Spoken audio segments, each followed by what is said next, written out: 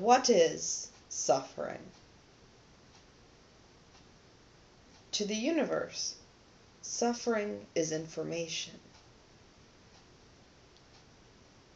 It is the judgments which we place upon it, that of positivity or negativity, which cause us to define it as that of a state of suffering or not. The third dimension is one of polarity, of two poles. Think of two magnets.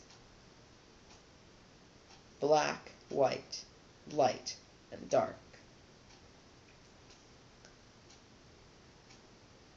We use the term contrast to attempt to explain or describe the very literal contrast of what it feels like to have what one wants, or to be in a state of pain, a state of suffering, that which is unwanted.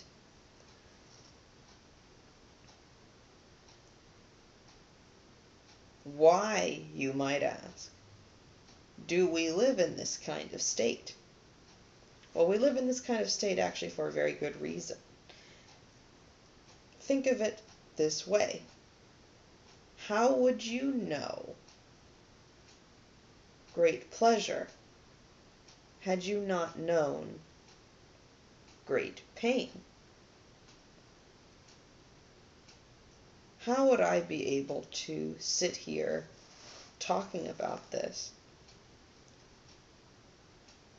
stopping a nuclear agenda, being imprisoned in a secret experimental hospital, almost being blinded only a couple of days ago by my own family's eye doctor, surviving a literal apocalypse, humans being hacked into by what you might term almost supernatural seeming forces.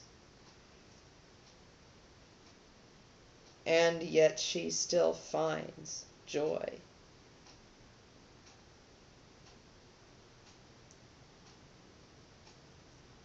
How, then, since we know that suffering is our perception of a form of contrast, how do we alleviate the suffering?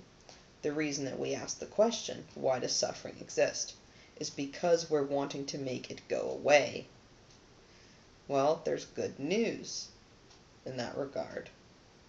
We're in the process of making it go away. Right now, the shift that the earth is in. But something that we might not think of is, rather than making it go away, instead, why not see the information, what we're terming suffering, some kind of information, universal information that is unpleasant or unwanted somehow. See the information and change it into wanted information. Before, we did not have the tools for this, but now we do. Before, we did not know that this kind of energy existed or could be manipulated, but it can. It is like the old adage, well, if life gives you lemons, make lemonade. In a way, even though we didn't have fancy words like transmutation for it, we still knew. Life gives you a bunch of what would be called unwanted. Well, let us make it into something that is wanted. The road out of suffering is an interesting one. It is wrought often with pitfalls. It is wrought with that which we could call negative energies attempting to drag you back into the suffering. When you are in a state of suffering, that is when all of these different things, which we have spoken about, can occur. David Icke, and frankly, Star Wars, and The Matrix. These concepts of control, Orwellian ideas, they can only exist when we exist in a state of suffering. They cannot exist when we exist otherwise, which is why it is so important for humans like me to be alive in the situations which we have created. A lesson on suffering. So what have I created for myself?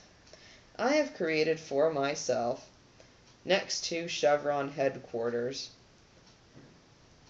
my entire life being turned upside down.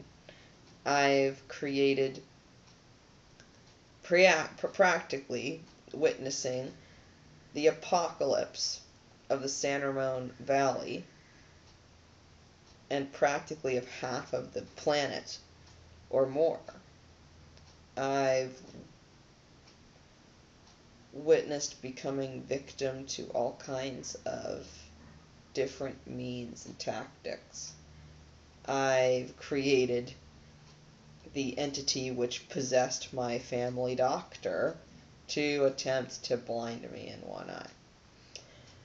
I've created being watched practically through every move I make. Every room that I walk into, wherever I go outside, cars following me, people making signals to each other, trying to do strange satanic whatever. So I've created this. Once we understand that we create everything that we do, that we experience, there is no longer a true concept of suffering because you're the one that's doing it. But how could I create this and yet not suffer through it? When we understand the purpose of our suffering, we come into a place where we begin to transcend it. My entire life, if I look at different key aspects, has been meant to culminate in this apocalyptic time. All the different things that I experienced has given rise for me to be able to stand against this test, this trial. It is from Paul in the New Testament where he states that it is our sufferings that produce his perseverance. What I think I'll add onto Paul is that it was his reaction there of the number of things that happened to him and how he still managed to maintain the great love that he had. Every event that we experience exists of a composite of frequencies.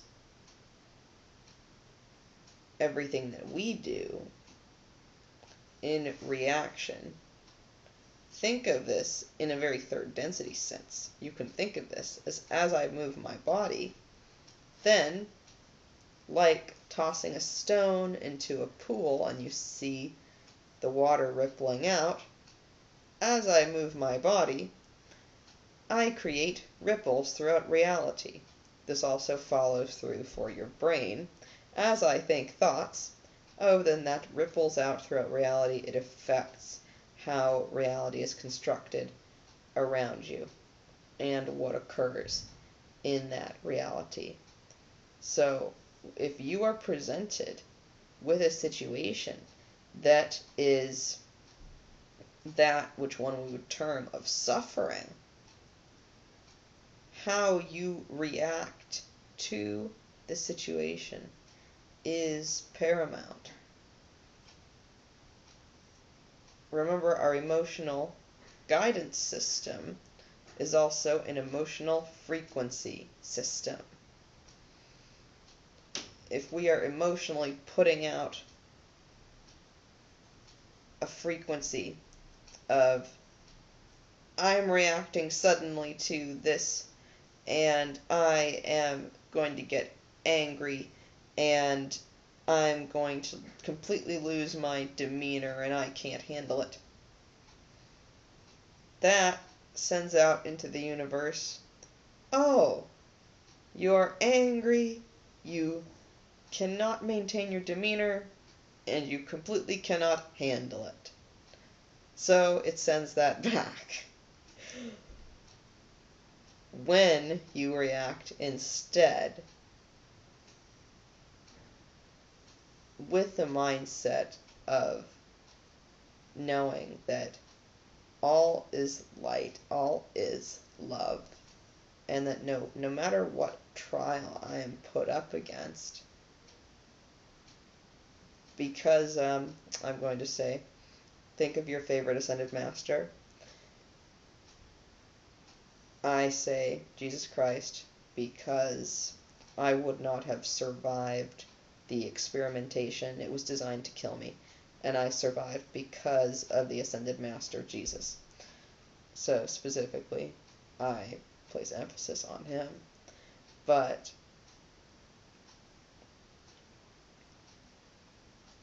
know that in that power that you resonate with your favorite ascended master, perhaps it's no ascended master. For a while I hated the concept of ascended masters because I hated Jesus.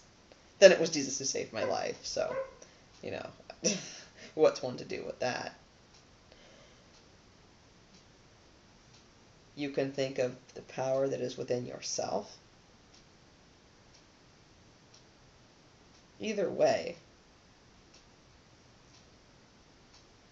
attempt to sense your energetic centers if you can.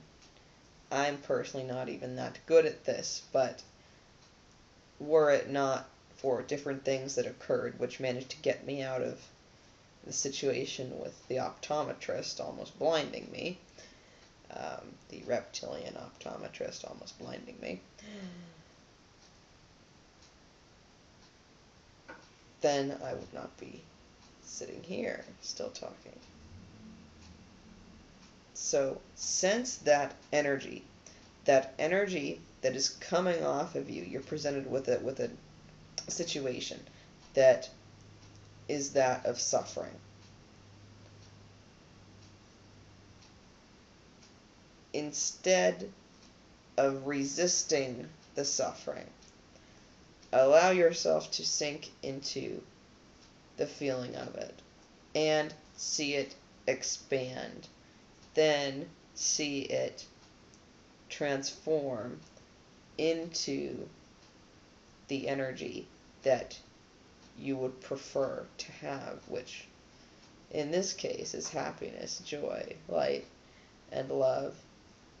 What I felt when being suddenly presented with the situation of, uh-oh, Krista, you might lose your eye, uh-oh. I thought, wait, was frightened for a moment, but then suddenly it was as if a powerful beam of light came down through me, and I could sense at that moment how our reactions create these different frequencies. And I knew at that moment, how do I take charge of the situation and assert a totally dominant frequency upon all of this?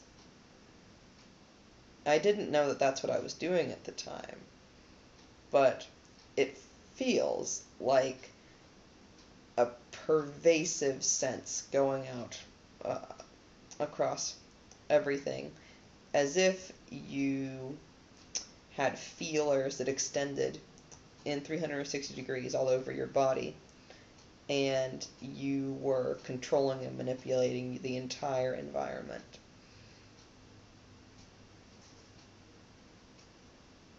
With suffering, what Johnny Hampshire tried to tell me, the story about Johnny Hampshire, some people might know, a reptilian who tried to possess me. What Johnny Hampshire tried to tell me was, sent me a clip of, on YouTube, it's called I Need My Pain, and it's from a movie, but I don't know the movie. And it's a person saying, what have you done to my friends? Meaning, oh, these people that I knew who are now possessed by reptilians, in a kind of code there. And then the other person explains, well, they were always this way. Our pain is what makes us who we are. You know, I don't want my pain, I need my pain. That's like saying, you need your suffering. That literally is saying, I need my suffering. This person also said, I can't understand how my friends are assholes, even the ones that are 60 seconds away. I don't want my suffering, I need my suffering. Now Montreal's gonna be okay, Montreal, you don't want your suffering, you need your suffering? Cool. When speaking of suffering, simply redefine it.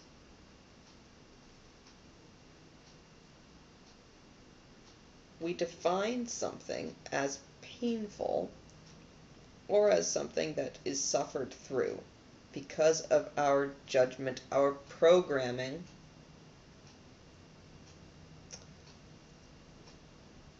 that we place upon it. The way that we are programmed to think of something as something to produce a positive emotion or a negative emotion is basically like Pavlov's dogs. We have essentially been conditioned to emotionally react in certain circumstances to produce the kind of energetic output that Johnny Hampshire's race would require.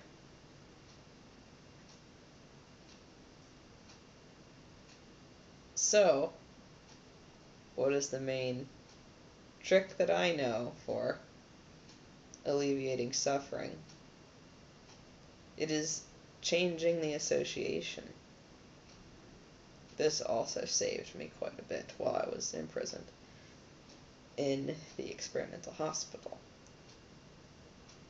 If you associate something, for example, being alone in a room without any contact with the outside world, if you associate this thing with something terrible, or that you won't be able to go on living, then that is what produces that reality for you, the association you make with it. If instead, say, for example, let's say my entire internet connection went down. Let's say, as my mother was just threatening to do, not my real mother, but to say the reptilian possessed inside of her to evict me from the house. Let's say that I had no way or means to communicate at all with the outside world. Let's say I was simply stuck outside somewhere, exposed to the elements. Cryon's trick 1 here is perfect for alleviating suffering. Those of you who've heard me talk about Cryon trick 1. This is what he told me, leave everything behind. And if this means anything to you, that would also be Jesus trick 1. Leave everything behind. If, let's say, that were to happen, it is only the constructs, the programming of your mind that causes you to think, oh, it is so bad that I don't have my internet. Or, oh, it is so bad that I don't have my house. Oh, it is so bad that I don't have this or that. Oh, it's so bad that I have to walk into the store and simply take things because I'll have no other way to eat. Oh, it is so bad that the entire area is practically taken over by these reptilian things. Oh, it's so bad that all the humans are either scared out of their mind, complicit with the whole thing, particularly all the whites. Oh, it's so bad. When we keep ourselves in that mentality of how bad that would be, then not only do we make that happen, but we also reinforce the idea of personal suffering. If you change the way you see something, you change its reality. You change your reality by changing the way in which you see something. And this is one I've found of the best ways to alleviate what would otherwise be perceived as suffering. So anyone could perhaps say, oh, we would perceive it as suffering getting carbon monoxide blown at you. Oh yes, I can tell you that would be perceived as suffering. I can tell you that much. But without such said experience, how would I then go about in this manner without any satanic hand signals? Inside joke. How would I then tell you these things as I can now?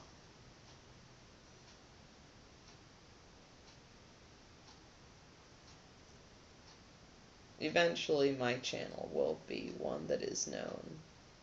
Eventually I won't have to have a silly looking background. Eventually, the same way in which I have reduced my own suffering exponentially, I will help reduce yours. In this world, I did not ever want to bear a child because I was too afraid. Would it suffer?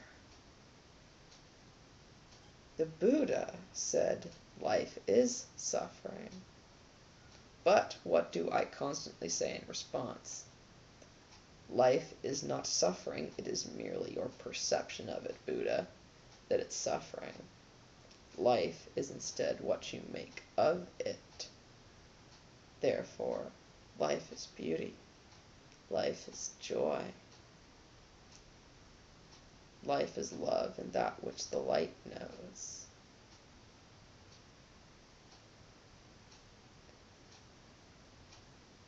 Life is that which humans and all creatures can come to enjoy.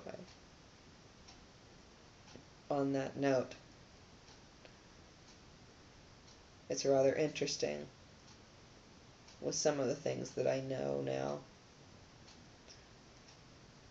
We as humans, we've been running around squabbling about how much our lives suck there are so many different ET presences, the benevolent types, that are running around dealing with how we are making their lives suck and how they are trying to help alleviate our suffering as well as alleviate any of their own.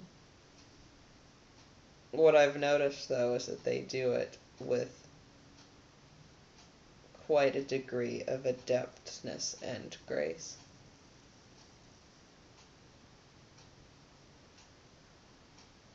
So I pass on this knowledge, suffering, as that which allows our expansion here on this planet, but know that it is this density, the third density, one of polarity. When we move finally completely into the fifth density, we will know a density of no polarity. We will know a density of light and love and of very little suffering. The question is only how long will it take us to get there? But we're here, along for the ride. Because you guys, you weren't about to miss this. Or watching me heal from... What has the world come to? Imagine that. Alle in Deutschland, Liechtenstein, Österreich, die Schweiz.